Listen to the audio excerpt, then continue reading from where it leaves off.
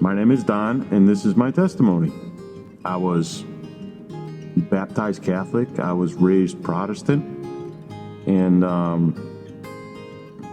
my parents brought me to church every single week. We did Bible studies. We did kids' church. And actually, you know what? I was in plays, and I actually sang in the choir. And when I was about 13, maybe 14, I don't remember exactly when, my parents had moved out. And, well, I can't say that, but we moved out. And we had bought a house. And we kind of fell out of church a little bit. And we had to remodel the house that we had bought. And it was a 2-family, and we had to remodel it into a 1-family. And every day after school, not every day, but, we would work on the house. My father had the knowledge. He taught me the knowledge. I remember carrying 2 bundles of shingles up on the roof on my shoulder at 15, 16 years old. When I got a little bit older, when I did finally get into high school, found some friends that I should have never been hanging out with. But from that point on, I was still helping my father rebuild the house, but he gave me free will to do what I needed to do as a young man. And when I turned 18 and graduated high school, it was to the point where I kind of sort of did what I wanted, because my father had lost his job, and he went back to school to get a degree in his GED, and he was commuting over an hour and a half to work. And at that point, I really hardly ever saw him, because his schedule and my schedule at 18 years old, it wasn't mix matching. I started dating and this, that, and the other thing, and I couldn't find what I was looking for. It went from one girl to another girl. Nobody liked the ones that I was dating. It wasn't that type of thing. And every time I had started dating, it was party, party, party, party. And as I started getting older, I found out this is not what I want. So in my mid-20s, I finally decided I wanted to start settling down. And I had met my wife. She used to go to church all the time. So I never denied her of that, because I knew who God was, but I didn't have a relationship with him. So she had a relationship with him. And I felt with my way of life at that time that I wanted her to come party with me. And that it kind of ended up being completely opposite. She kept saying to me, "Why don't you come to church? Why don't you come to church?" And I didn't know what it was all about, because the only thing I knew was from the Protestant church. And it was really difficult for me to go back to that, because it did, even though I was a teenager, it didn't fill me for nothing. Shortly after we got married, my mom had gotten sick, and I got laid off from my job. It was like a blessing, so my father could still go to work to help pay for the bills. I was still collecting unemployment. I was getting up early to go take care of her so he could go to work.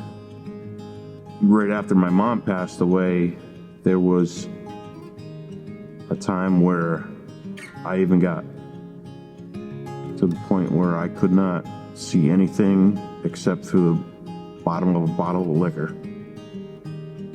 And that's the way it was for a couple of years.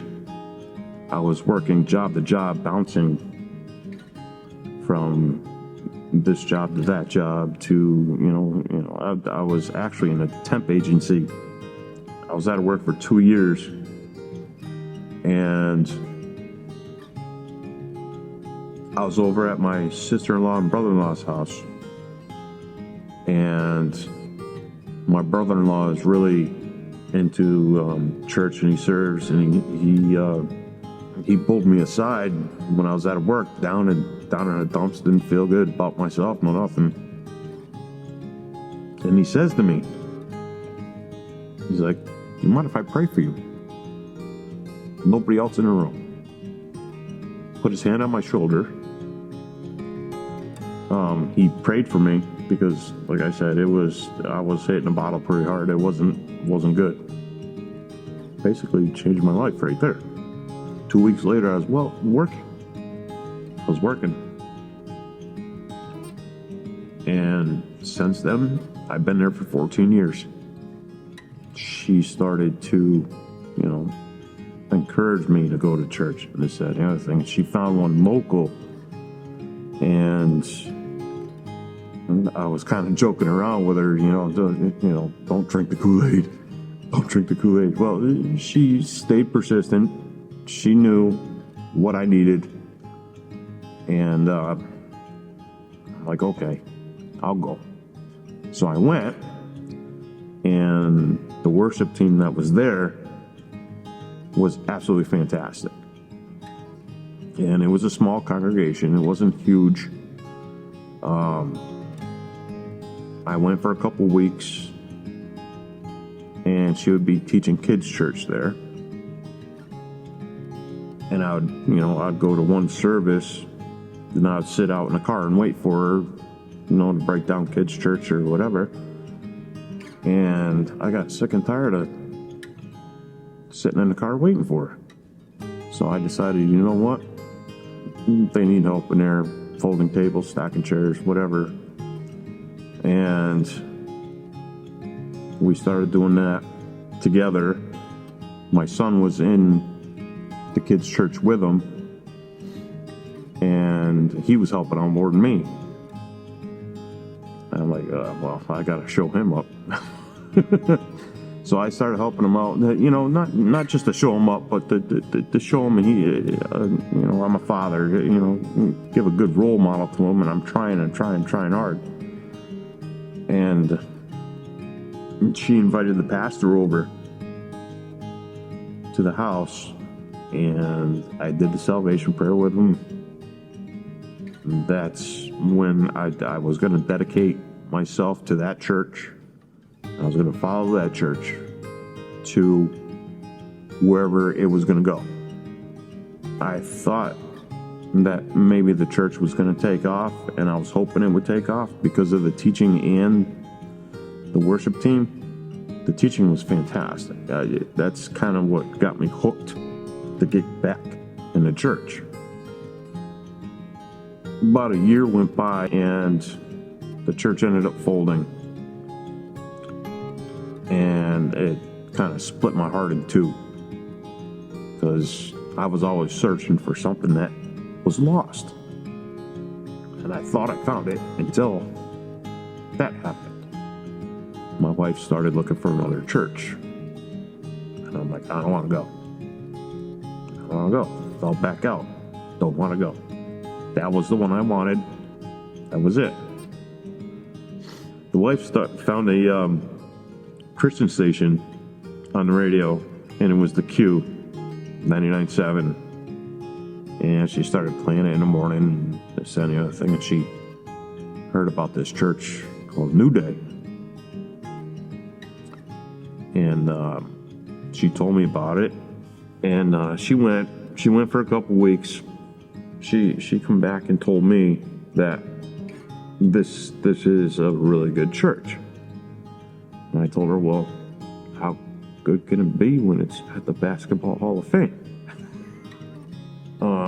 She got into being persistent again. You got to come check us out. You got to check it out.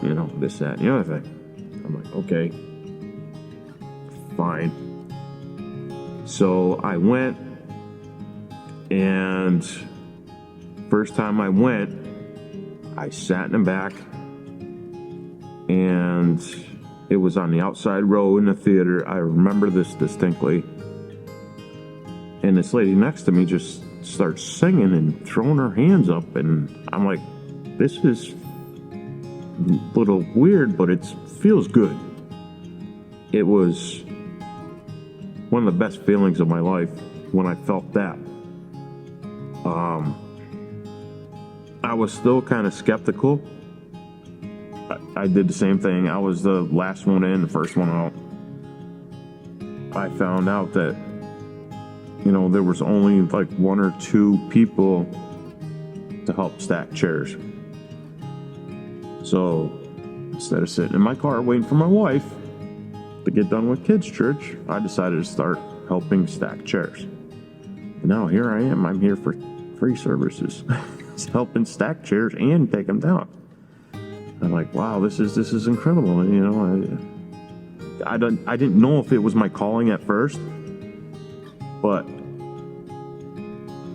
I'm just here to help out type thing, you know what I mean?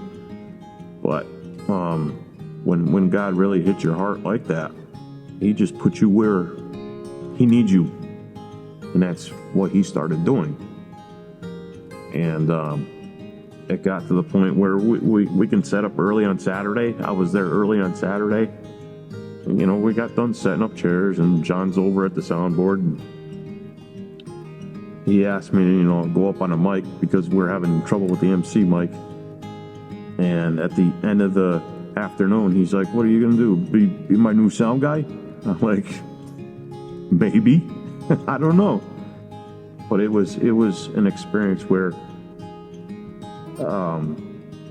the progressiveness of the way things have happened, everything in between my teenage years to my late 30s, there was just things that had happened where I never knew God was on my side. It blows my mind on how He works. It's not at your pace, it's at His pace. Some people are born and raised into it. I've seen these kids at New Day Kids Church that I've known them since they've been like 4 or 5 years old. Now they're teenagers, and now they're serving at the church, which is fantastic. I love seeing that. And when I'm standing in the booth behind the soundboard, and I'm looking at the congregation, and I see people's hands go up, worshiping and stuff like that, I know they're feeling it, and it sends chills up the back of my spine when I see that. Seeing that many people singing and praising the Lord is fantastic, and that helps me take another step. So in 2018, when we opened up in Enfield, I had something tugging on my heart. I really, really wanted to get baptized. Again, just so I can show people who I am now. Like I said, I was baptized Catholic when I was a newborn.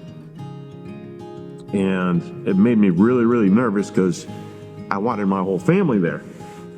So I went to my father on Thanksgiving, and I told my whole family around the dinner table, I told him I'm getting rebaptized. And my father looked at me and he's like, "Again?" I'm like, "Yeah, Dad, again. This time it's my choice." They all showed up for my baptismal, and I think they were pretty shocked of what we did for baptismal. It kind of felt good that they were all supporting me of my decision to follow the Lord. And it was one of the best days of my life. Next to having my son, next to getting married. It was fantastic. I knew that I wanted to call New Day my home. I'm just so happy where I am now, and I can't wait to see what the Lord's got for me in the future.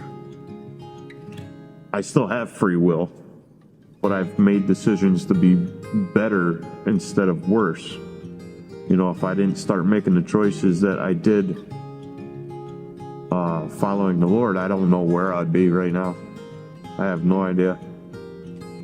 You know, I couldn't stand being hungover every Saturday morning, every Sunday morning. You know, sometimes for 3 or 4 days I'd be hungover, and I'm like, no, I can't do this no more. It wasn't my thing. I never thought in a million years that I would have this many friends. And as I know it right now, we have quite a few people that call New Day home. Well, welcome home. You know, I'll keep coming here till the day I die. As long as this church is here, I will be here. Thank you for listening.